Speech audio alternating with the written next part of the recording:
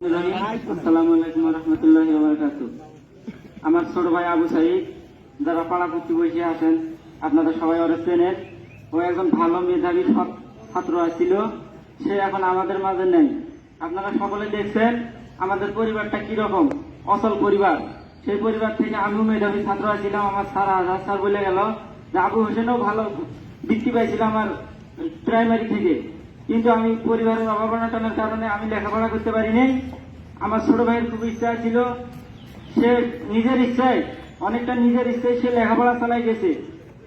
আমাদের মতো ফ্যামিলি থেকে রোকেয়া ভার্সিটির মতো ইউনিভার্সিটিতে লেখাপড়া করা আমাদের কাছে অনেকটা দুঃসাধ্য ব্যাপার। সে 2010 সালে প্রাইমারি পাস করে জাফরপাড়া থেকে, তারপরে সেখান থেকে গিয়ে ভর্তি হয় খালাসি উচ্চ বিদ্যালয়ে, সেখান থেকে এসএসসি পাস করে A+ পেয়ে। তার পরবর্তীতে সে রংপুর সরকারি কলেজে ভর্তি হয় ইন্টারে, সেখানেও ভালো রেজাল্ট করার পর ইন্টারে পাস করার পর তারপর তার সংগ্রামী জীবন শুরু হয়। তার আগেও অনেক সংগ্রাম করছে। বাবা অর্থনৈতিকভাবে অসচ্ছল হওয়ার কারণে ওর লেখাপড়ার খরচ ঠিক মতো দিতে পারে নাই। সে টিউশনি করে নিজের লেখাপড়ার খরচ চালাইছে। তারপরে যখন ইউনিভার্সিটিতে ভর্তি হয় প্রথম বছর নিজের চেষ্টায় বিভিন্ন জায়গায় পরীক্ষা দেয়, কিন্তু সে ব্যর্থ হয়। ব্যর্থ হওয়ার পর আমি কই, ভাই তুই এখন কি করবি, গ্যাপ দিবি না ন্যাশনালে ভর্তি হবি? কয় কি না ভাই, আমি আরেকবার চেষ্টা করে দেখো। তারপরে চেষ্টা করে পরের পাস পাইলো, রোকেয়াতে পাইছে এবং ইয়াতে পাইছে, ওই আরেক জায়গায় পাইছিল, ওটা আমার মনে নেই সঠিক। তারপরে কইলাম হোক, বাড়ির কাছে আছে রোকেয়া, ওখানেই ভর্তি হোক। তারপরে টিউশনি করে করে লেখাপড়া চালাইয়া এবার তার ফাইনাল পরীক্ষা দিছে। পরে জিজ্ঞেস করছিলাম রেজাল্ট কিরকম হয়েছে তোর?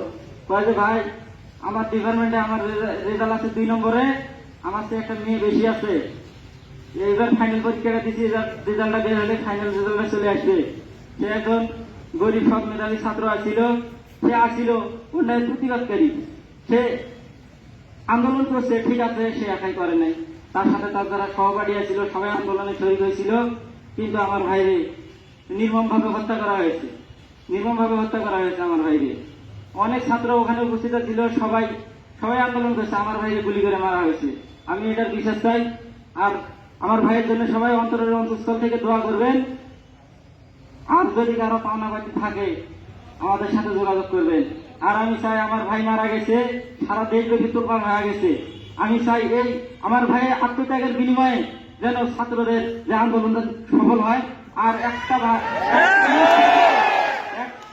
মায়ের বুক যেন খালি না হয়। আমার আদরের ছেলে ভাই, আমাদের